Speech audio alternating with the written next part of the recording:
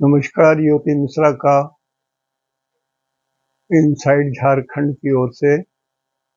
लेकिन मैं अपने घर से ही बोल रहा हूँ, लेकिन इनसाइड झारखंड की तरफ से ही बोल रहा हूँ। आज मैं कर्क राशि वालों के लिए, शनि जो 12th हाउस में है उनके लिए बोल रहा हूँ। तो पहले एक काम कीजिए, एक नंबर में कि चंद्रमा को लग्न में रखिए और वहां से कर्क राशि पे लिख लीजिए। कर्क राशि है तो कर्क राशि से ये 9th हाउस पड़ेगा। अभी शनि 12 में है, 9th हाउस पड़ेगा। तो चंद्रमा जो कर्क राशि वाले हैं उसके लिए शनि राज भय के ऐसा दिखाई दे रहा है कि अपने बॉस से आपको दिक्कत हो, सीनियरों से दिक्कत हो, ये रूल है।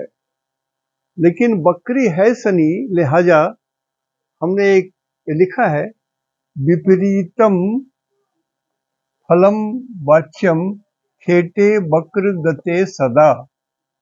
मेरे ख्याल से महर्षि पराशर का ही ये रूल है। मैं ज्यादा उन्हीं को वेटेज देते आया हूं अभी, लेकिन परफेक्ट याद नहीं कि कहाँ का रूल है, कहाँ से मैंने लिया हूं।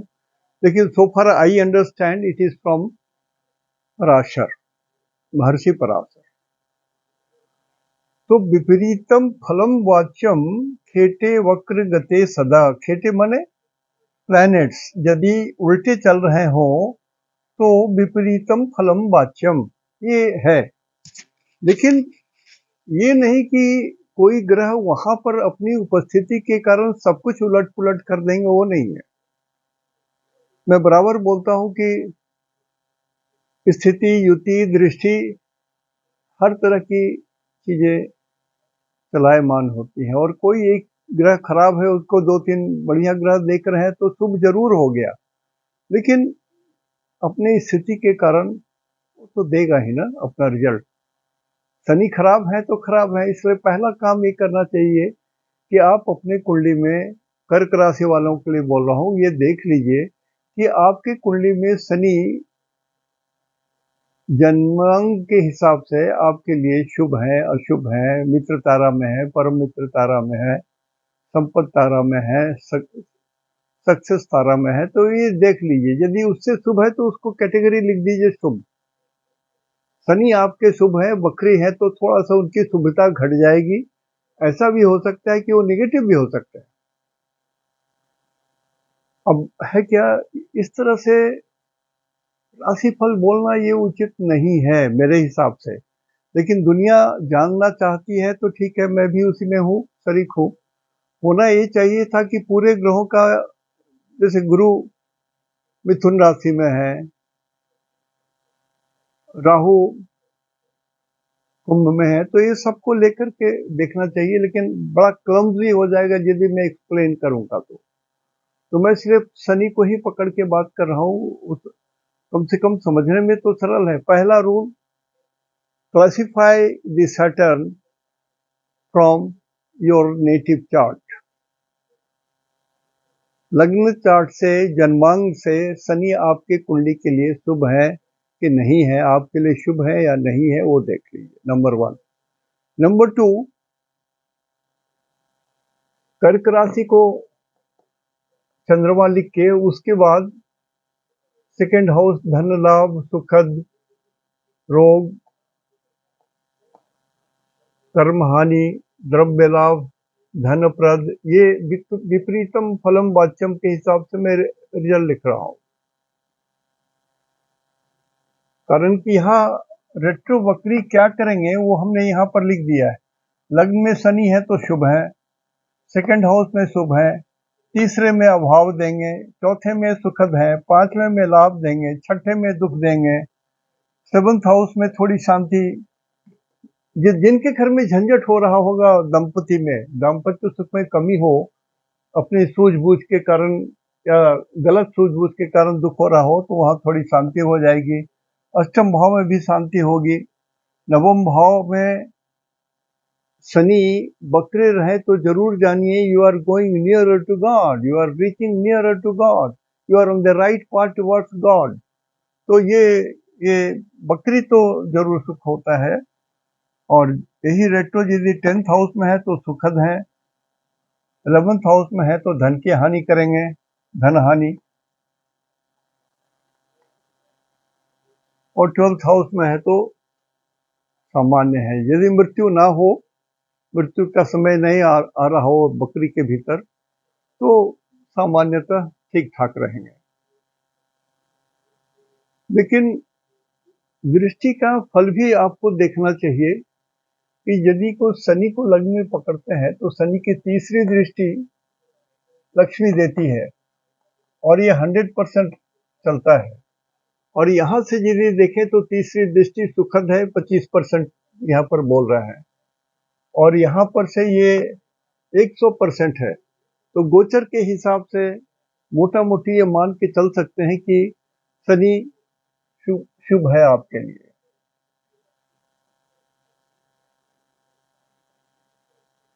चंद्र गोचर से, चंद्रमा से गोचर में यदि शनि सेकंड हाउस में है तो यहाँ शोक लिखा हुआ है, लेकिन यहाँ लिखा हुआ है धन लाभ। ये बकरी वाला सिचुएशन से लिखा हुआ है, ये बगैर बकरी का सिचुएशन है चंद्रमा से। तो ऐसे आप चार्ट बना लीजिए और उसी तरह से लिखिए, तो आप देखेंगे कि रिजल्ट थोड़ा सा वेरी करेगा और अल्टीमेट रिजल्ट ये होगा। इस चीज को, शनि यहाँ पर है मतलब मोटा मोटी ये 12 नंबर है, ऐसा समझ लीजिए। तो जो चीज आप देखेंगे कि जहां पर भय आपको लगे चंद्रमा के गोचर से, जैसे 11th अष्टम में हो तो 75% मृत्यु से संबंधित रिजल्ट भी देंगे। आप हेल्दी हैं तो आपका हेल्थ डाउन होगा, आप थोड़ा रोगी हैं तो कष्ट अधिक बढ़ जाएगा। तो ये सब चीज को जिससे साधारण कुंडली देखी जाती है उस तरह से समझ करके इसका रिजल्ट बना लीजिए, और तब आप देखिए कि आपको भगवान क्या दे रहे हैं, शनि आपके लिए क्या है। आपको दंड दे रहे हैं भगवान। यदि आपकी दशा अंतर्दशा अशुभ ग्रहों की चल रही हो तो ये मान के चलिए कि शनि दंड देने के लिए भी तत्पर हैं। और यदि जन्म लग्न की कुंडली में यदि गुरु भी खराब है, इसलिए बोल रहा हूं कि गुरु के घर में शनि है, तो गुरु भी खराब है और अशुभ ग्रहों की दशा अंतर्दशा चल रही हो, तो तुरंत मेरा रिक्वेस्ट है तो सीधा शनि भगवान की पूजा शुरू कर दीजिए, देर मत कीजिए। बिना वहापोह किए, बिना कुछ बहुत ज्यादा अपना समय बर्बाद किए, सीधा वो प्रार्थना प्लस मंत्र दोनों शुरू कर दीजिए। मैं बार बार एक ही बात बोल रहा हूँ उनका, कारण कि एक सज्जन बोल रहे हैं बोरिंग। हाँ सर, बोरिंग है। शनि ना, हरि अनंत हरि कथा अनंता, उसी तरह से शनि अनंत शनि कथा अनंता। आप कुछ सोच रहे हैं, रिजल्ट कुछ और मिलेगा। 95% लोग शनि को एक्सप्लेन करने में दिक्कत हो जाती है, जिसके कारण आप गलत प्रेडिक्शन किसी के लिए कर देते हैं और उस भले आदमी को आप लगभग अंधविश्वास यदि आपको कर रहा है तो दुख में पड़ जाएगा और भगवान के दंड के भागी आप होंगे। एस्ट्रोलॉजर को बोल रहा हूं। तो जैसा पिछले एपिसोड में हमने कहा कि जो आपको अनुभव हो रहा है वो उसी के 2-3 पन्ने में लिखते तो चले जाइए, ताकि नेक्स्ट ईयर 30 साल के बाद या जब कभी किसी का कुंडली देख रहे हो तो आप उसको फिर से करेक्ट कर सकें। ये मत सोचिए कि मैं एक ही बात को बार बार बोल रहा हूं। शनि ही रोटी देते हैं, शनि ही दंड देते हैं। तो शनि की कुछ बात है। आयु, वृत्ति और दंड, ये शनि का घर है। ये शनि का अधिकार है आपके आयु पर, आपके नौकरी पर और आपके पूर्व जन्म के कृत्य के ऊपर में दंड या पुरस्कार जो मिल रहा है वो शनि ही देंगे। और शनि जब रेट्रोगेट होते हैं तो बड़ा विचित्र सी स्थिति बन जाती है। कभी कभी शनि अपने पिछले रिजल्टों को भी देने लगते हैं। पिछला रिजल्ट मतलब जो वक्री होने के पहले जो रिजल्ट था उसको भी सामने मिला देते हैं।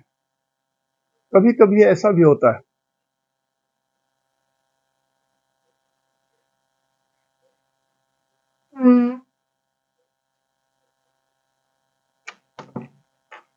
आयुष,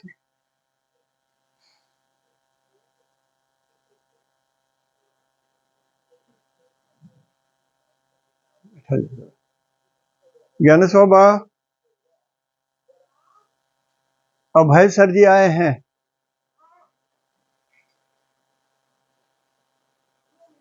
हाँ ठीक।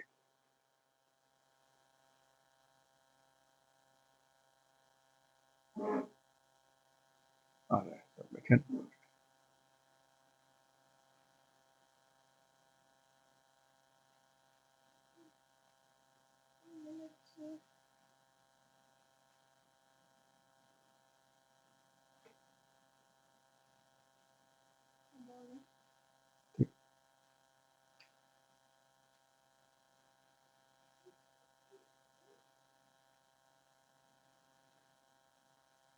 मैं सच बोलता हूँ कि मेरा भी कुछ अनुभव ऐसा है कि शनि को मैं भी पूरा अच्छे ढंग से क्लेरिफाई नहीं कर पाता हूँ।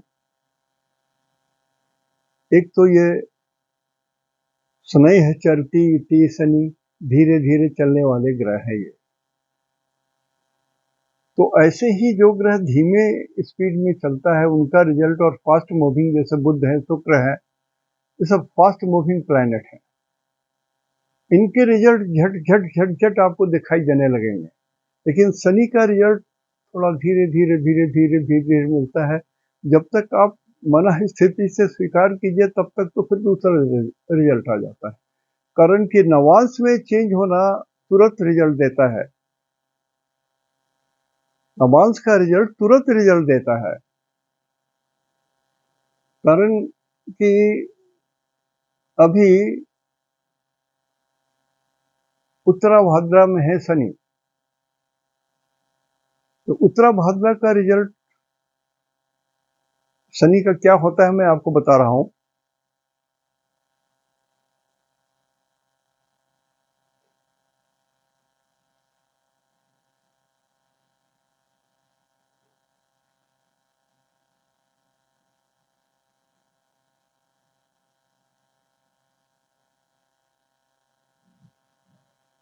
लगभग ये पॉजिटिव होता है, लेकिन एक एक नक्षत्र का क्या होगा वो मैं अलग से कल या परसों बता दूंगा आपको। उत्तरा भाद्रा का पहला चरण, दूसरा चरण, तीसरा चरण, चौथा चरण, मतलब एक एक नवांश में क्या रिजल्ट होगा वो मैं अलग बता दूंगा। कारण कि आपको ये जरूर देखना होगा कि शनि उत्तरा भाद्रा के पहले चरण में है या पहले नवांश में है तो क्या क्या रिजल्ट हमको मिलने जा रहा है।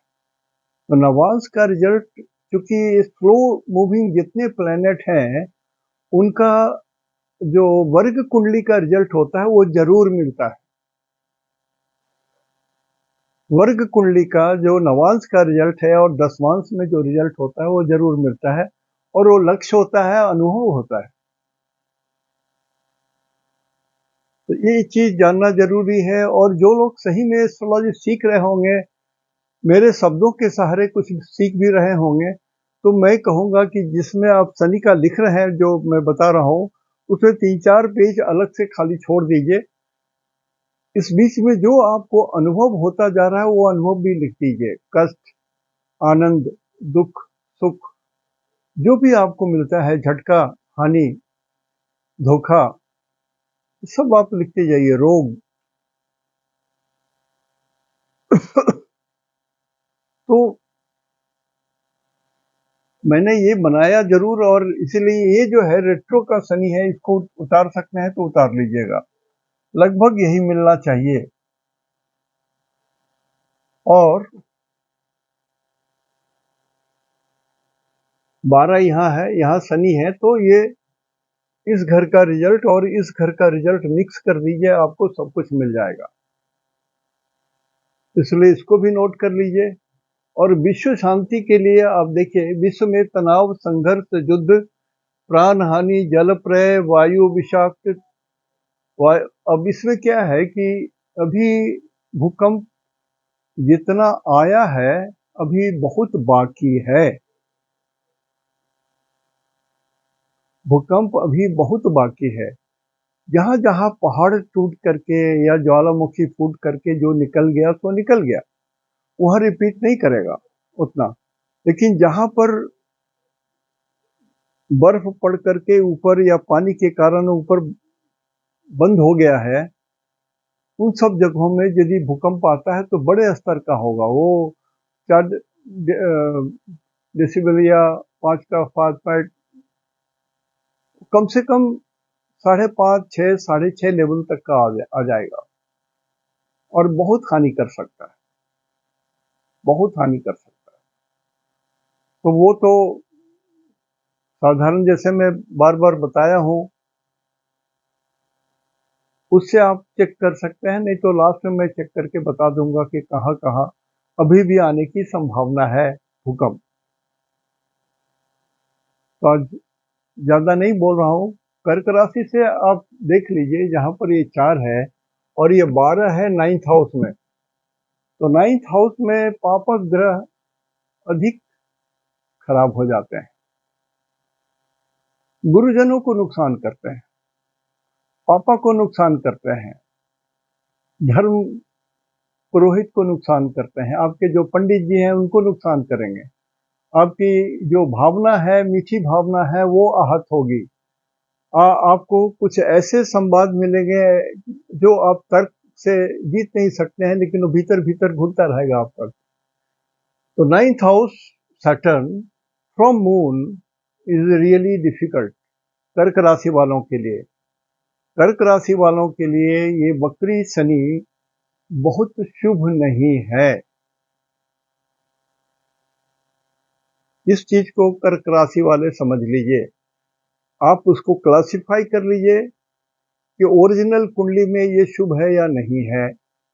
अष्टक वर्ग में देख लीजिए कि इसके बल में है कि नहीं है, बलवान है कि नहीं। यदि अष्टक वर्ग में भी बलवान है तो भी दुख घटेगा, परेशानी घटेगी। अष्टक वर्ग में यदि कमजोर होगा तो वो दुख बढ़ता चला जाएगा। बड़ी बात मैं बोल रहा हूँ।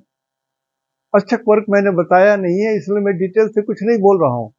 लेकिन जो लोग जानते हैं, जो बच्चे पढ़ रहे होंगे अष्टक वर्ग, स्वतः स्वतंत्र रूप से पढ़ रहे होंगे, उनके लिए मैं बोल रहा हूँ कि अष्टक वर्ग से भी यदि आप बल जान सकते हैं, 9th हाउस में मीन का शनि आपके चंद्रमा से 9th हाउस में 12 में मीन का शनि, राजदंड, राज भय, राजा से भय, जो भी मालिक हैं, जो लोग ऑफिसर्स हैं, ऑफिस में हैं, तो आप अपने बॉस को नाराज नहीं कर सकते हो,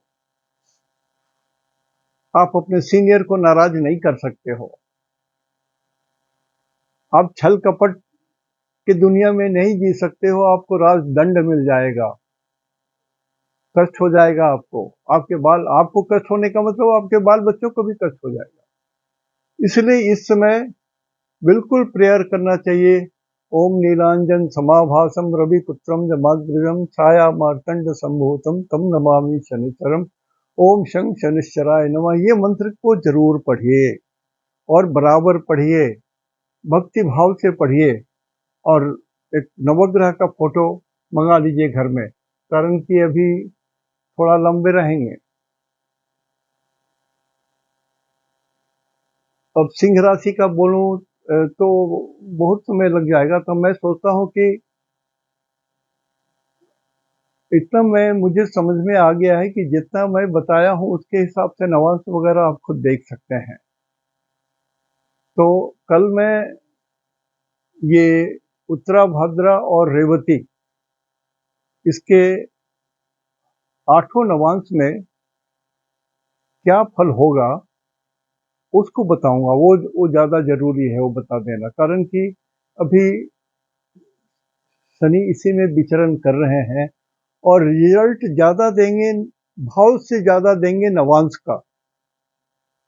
तो नवांश वाला रिजल्ट मैं कल बता दूंगा, बहुत लेट हुआ तो परसों बता दूंगा। और मैं बार बार बोलता हूं कि जिनको मैं नापसंद हूं तो नापसंद हूं, ये ईश्वरीय गुण है कि कोई आदमी किसी को प्रिय होता है, किसी को अप्रिय होता है, क्यों परेशान हो रहे हैं। मैं आपके शब्दों को गंभीरता से नहीं ले रहा हूं, कारण कि मुझे जो अपना ज्ञान है वो उसी को प्रस्तुत करता हूं, और मैं कभी नहीं कहा कि मैं सर्वश्रेष्ठ एस्ट्रोलॉजर हूं। प्लीज, तो हमसे ईर्ष्या करने की भी कोई बात नहीं है। लेकिन होता क्या है, छोटा छोटा कमेंट कर देने से ना जो लोग देख रहे हैं ना वो भ्रम में आ जाएंगे, और तो ये आपके तरफ से किया हुआ पाप हो जाएगा।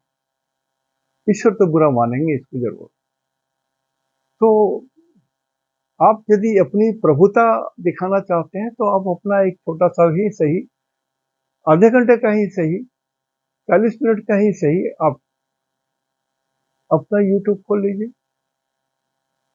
कारण कि मैं जब बोलने लगता हूं तो आधा घंटा कब चला जाता है पता नहीं चलता, 40 मिनट, 45 मिनट, 1 घंटा से ऊपर हो जाता है।